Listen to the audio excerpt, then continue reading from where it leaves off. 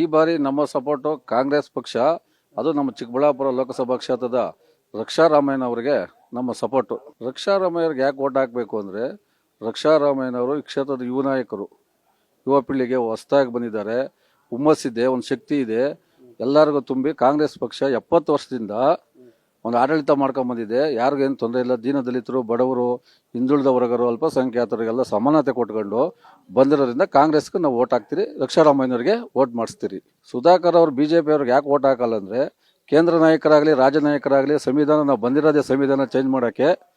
ಹಿಂದುಳಿದ ವರ್ಗದ ದಲಿತರು ಏನಾಗಬೇಕು, ಸಂವಿಧಾನ ಬಾಬಾ ಸಾಹೇಬರ ಅಂಬೇಡ್ಕರ್ ಅವರು ಸುಮಾರು 2 ವರ್ಷ 4 ತಿಂಗಳು 36 ದಿವಸ ಅವ್ರು ಸಂವಿಧಾನ ಬರೆದು ಕಷ್ಟಪಟ್ಟು ಸರ್ವ ಜನರಿಗೂ ಸಮಬಾಳು ಅಂತೇಳಿ, ಮಹಿಳೆಯರಿಗಾಗಲಿ ಮತ್ತು ದೀನದಲಿತರಾಗಲಿ ಎಲ್ಲ ಸಮುದಾಯಕ್ಕೂ ಸಮಬಾಳು ಅಂತೇಳಿ ಸಂವಿಧಾನ ಬರೆದಂತಿರೋರಿಗೆ ಈ ಕೆಲವೊಂದು ಈ MP ಗಳು ಏನು ಇವತ್ತು ನಾವು ಬಂದಿರೋದೇ ಅದು ಸಂವಿಧಾನ ಚೇಂಜ್ ಮಾಡೋಕ್ಕೆ ಅಂತ ಹೇಳ್ಬೇಕಾದ್ರೆ ನಾವು BJPಗೆ ಯಾಕೆ ಓಟ್ ಹಾಕಬೇಕು? ನಾವು 70 ವರ್ಷದಿಂದ ಬಾಳ್ತಾ ಇಲ್ವಾ ಎಲ್ಲ ಜನನು? ಅದರಿಂದ ನಾವು BJPಗೆ ಓಟ್ ಮಾಡಲ್ಲ. ನಮ್ಮ ಪಂಚಾಯತ್ ವ್ಯಾಪ್ತಿಯಲ್ಲಿರೋಂಥ ಜನ, ನಮ್ಮ ಕ್ಷೇತ್ರದಲ್ಲಿರೋಂಥದ್ದನ್ನು ಎಲ್ಲಾನು ರಕ್ಷಾರಾಮಯ್ಯನವರಿಗೆ ಓಟ್ ಮಾಡಿಸ್ತೀರಿ ನಾವು.